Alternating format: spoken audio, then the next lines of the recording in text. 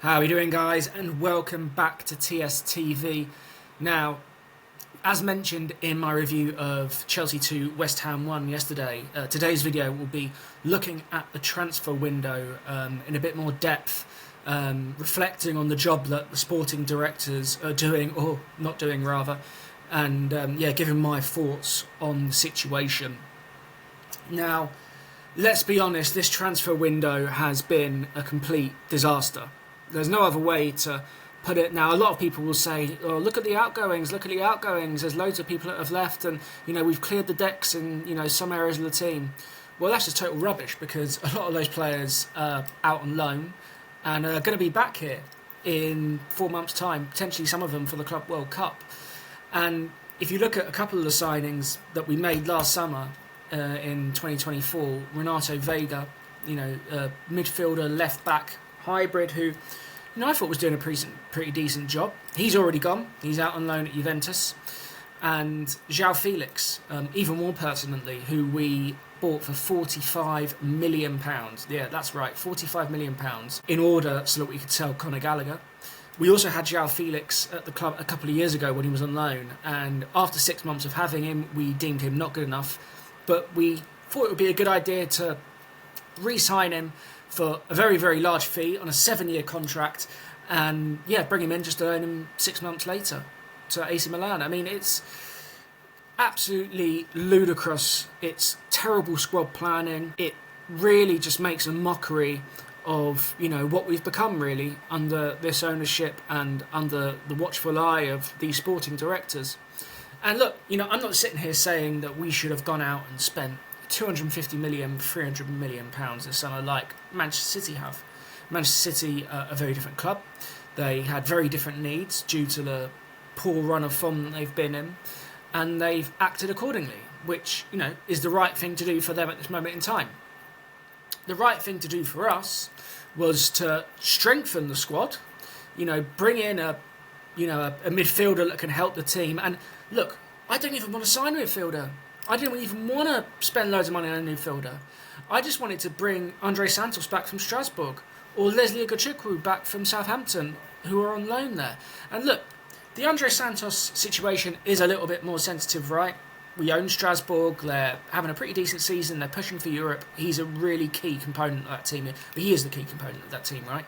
So obviously, maybe there's something a little bit political there. I mean, look, I don't particularly care how Strasbourg do, but obviously, the owners do have some vested interest, so you can at least slightly understand it. Leslie Agachukwu, on the other hand, has had some experience playing first-team football at Chelsea last season, even though he did pick up a couple of bad injuries. And for most of the season at Southampton, he wasn't actually favoured by Russell Martin, and he has been playing recently. And most importantly, we don't have that vested interest in Southampton. He's currently playing for one of the worst teams that have ever played in the Premier League. I mean, they got their second win of the weekend up at Ipswich, and for quite a while they were on track for Derby County's record of 11 points, and they probably will beat that now. But we have no allegiances to them. Why are we not bringing back our own player to help us? And look, this is the big problem for me, right, for this window. It wasn't, as I mentioned, going out and spending 200, 300 million on 7 players or, getting that striker that's £100 million, because they're difficult to obtain in January. Everyone knows that. It's difficult to go and get a Victor Osimhen or, a Gyökeres or, even a Liam Delap at Ipswich, who we're, very heavily linked to, and obviously he's going to be a key part of them staying up. I just wanted some help for the team in a very critical moment. We all know that Romeo Lavia can't be relied on. He's a brilliant player, a brilliant talent, and I really hope he gets over his injuries. But he's struggling to string more than a game together. I mean, the last couple of times he's come on for half an hour and then had to go off injured. I mean, it's not sustainable. So at the moment, we have 2 senior fit midfielders. We have Moises Caicedo and Enzo Fernandez. Now, if one of those players gets either a 3-game ban from being sent off, which is possible, it can happen, or a catastrophic injury, which if you overplay them like we are currently doing, will inevitably happen, then what do we do? If Moises Caicedo goes down between now and the end of the season, for any period of time, who do we bring in?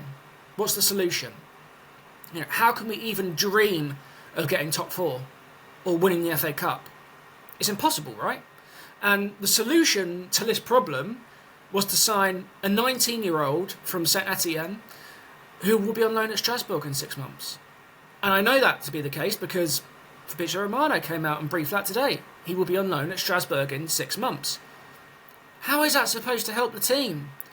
And look, good luck to the kid. I wish him well. I hope he, can maybe get a few minutes here and there and do a job. And look, I do not expect him, from everything that I've heard in terms of kind of the data side of this player, Asugo, and, what I've kind of heard on the grapevine, I don't expect him to be a Chelsea player long term. I expect him to be a player more for Strasbourg.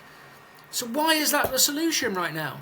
Why have we not gone and been creative? If we can't get those players back from loan, which we could have got one of those players back from loan, but you go to another club, you look at a player that maybe could fit that profile of cover for Caicedo and Enzo that maybe isn't playing. One name that springs to mind is Endo at Liverpool. Now, we're not competing for the title with Liverpool now. He's barely getting any game time.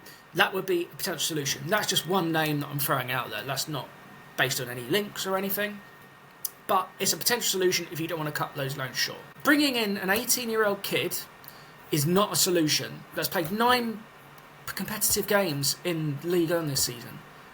I mean, is that going to help Enzo Maresca? Is that going to help the team? Is that going to help his development? So the situation is just crazy in midfield right now, let alone up front, where in yesterday's game, we saw exactly why we needed some backup at centre-forward.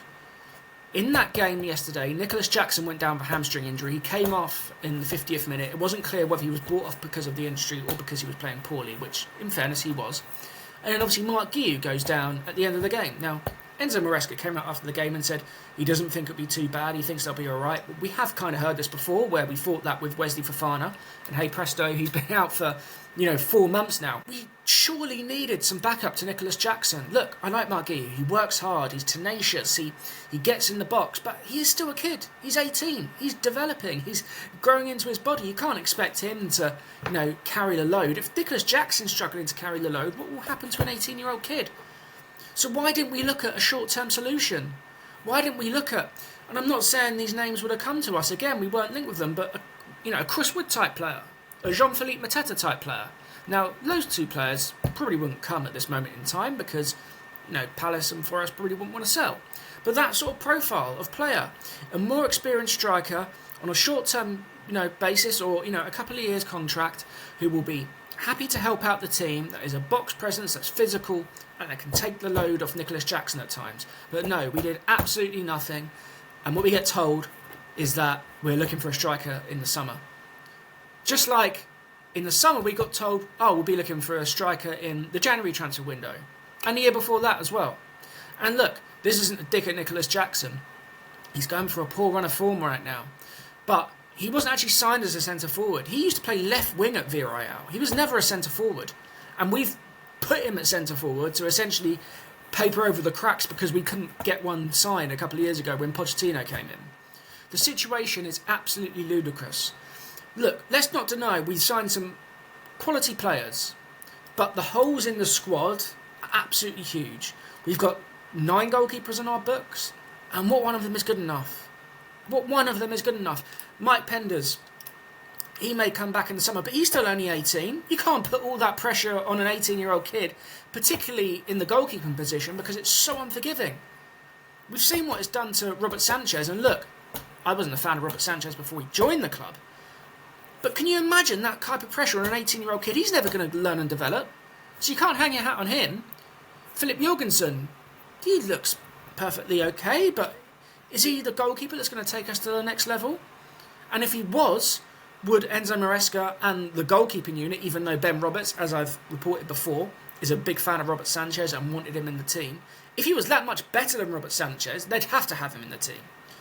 So, look, there's holes everywhere in this squad. Midfield, up front, centre-back. We need an experienced centre-back to play alongside Levi Colwill to help him develop. Tosin and Trevor Chalobah are good centre-halves, Premier League centre-halves that can come in and do a job and that can be useful squad players. But are they going to be players that you're going to win a league title with? You're going to win the Champions League with? No. And obviously I'd love Trevor Chalobah to be the centre-back that leads us to a Premier League win or a Champions League win, but that's just not the reality, right? But you You should have them in the squad, but we don't have that elite, experience level centre-back that can, help the team, guide the team through difficult moments. Wesley Fofana, again, very talented player, but you can't rely on him. He's always injured. And so many of these key fundamental players in our team, Reece James, Romeo Lavia, Wesley Fofana, they're always injured. So you have to find solutions to be able to rectify that. And these sporting directors, Paul Winstanley and Lawrence Stewart, have failed in their job. When they first came in, a couple of years ago now, because obviously they weren't here for the first window under the Clear Lake ownership, they said, judge us after 4 windows. Well, we've now had 5. We've now had 5 windows. And yes, we are judging you. And my verdict is that you need to go. You're not doing a good enough job. You're not helping out Enzo Maresca. Enzo Maresca has not had one player come through the building that would be a key component for his system. People might say Pedro Neto. He's not in the team every week. He's not, I think, played for the last 4 league games. Obviously, he came off the bench yesterday and did really well. You can't see he's a key cog in the team at the moment. Jadon Sancho, he's come in. He's done okay. But, look at the spine of our team. Who are the players that Enzo Maresca can hang his hat on? I'm sure, and I don't think Enzo Maresca's a stupid guy, right? I'm pretty sure he knows what he needs and what he wants for, the striker profile, the centre-half profile, the goalkeeping profile, the midfield profile for the team. And I'm sure he's conveyed that to the directors. And what have they done about it? Nothing. They've not backed him. And look, we all know what happens if we don't get in the top 4 at the end of the season, or if we finish, outside of Europe, which, given the cluster of teams behind us in the league, is a potential possibility. He'll carry the can. He'll get the sack. What will happen to Paul Winstanley and Lawrence Stewart? Absolutely nothing, because there's no accountability. And the owners have entrusted them with Chelsea Football Club and given them the reins to do what they want. And quite frankly, they clearly don't know what they're doing. They've spent £1.5 billion and they've constructed a squad that still has massive holes in. And because we've used so much of that money put up now, it's going to be very difficult for us to, go out and sign these profile of players to be able to help us in the long run. And look, hopefully we get in the Champions League. Hopefully we do. And hopefully Enzo Maresca and the team, in spite of the sporting directors, can make a success of this season. But it certainly won't be because of them. Because again, go back to last summer. Who have we signed? Jorgensen, essentially a sub-goalkeeper, and he's been brought in because Robert Sanchez had such a, calamitous fall from grace recently that he's had to play. Renato Vega, already out on loan. João Felix, bought for 45 million, already out on loan. Kiernan Dewsbury Hall, can't get anywhere near the team, not good enough. Club want to sell him. And who am I missing here? Jadon Sancho and Pedro Neto. Look, they're the ones I'm missing. And they're the ones, playing semi-regularly. Tosin as well. Good squad player. But I'm pretty sure that if the club got a decent offer for him, considering we signed him on the free in the summer, they will sell him. There was already rumours that Brighton wanted to pay 20 million for him, and they would have absolutely bit their hand off for that fee. I am not against signing young, exciting players. Cole Palmer, exciting. Malo Gusto, exciting. Moises Caicedo, exciting. Esteval coming in the summer. Kendry Paez coming in the summer. It's exciting. I'm happy to sign young players, and that can be a core part of the strategy and a core part of the way we move forward. Absolutely no problem with that. But you need to have a balance. You need to also sign experienced players, a bit longer in the tooth, that can come in and help the team at key moments, in vital positions in the team, in goalkeeper, up front, at centre-half. You need these players in and around the squad that can help you achieve your objectives. And at the moment, we don't have that. We're nowhere near that. We haven't even played a player that's over 30 this season. I think the oldest is Tosin, of the outfield players, at 26. So be adaptable in your strategy. Don't have to change it radically. Because, again, signing young players that are going to be gems for the future is exciting. But adapt. That's all we're asking. And this window, all we were asking was a bit of help for the team. One of our midfielders recalled back from loan, or a short-term loan option if you really were against that, not an 18-year-old kid. A short-term solution at centre-forward to help Nicholas Jackson. But none of these things were done. And look, Mauricio Pochettino at the end of last season had a performance review, and it was decided that he would have to carry the can for not finishing in the top 4. Did Paul Winstanley and Lawrence Stewart have a performance review? No, they didn't. Do I expect them to have a performance review at the end of this season? No, I don't. But look, hopefully we can model through to the end of the season. Hopefully all our key players stay fit, and hopefully Enzo Maresca can lead us back into the Champions League. But given the nature of this transfer window and the last couple of transfer windows, and the fact that I think our squad is actually weaker now, I wouldn't say I'm doubtful, but I'm certainly not as optimistic as I was a few months ago.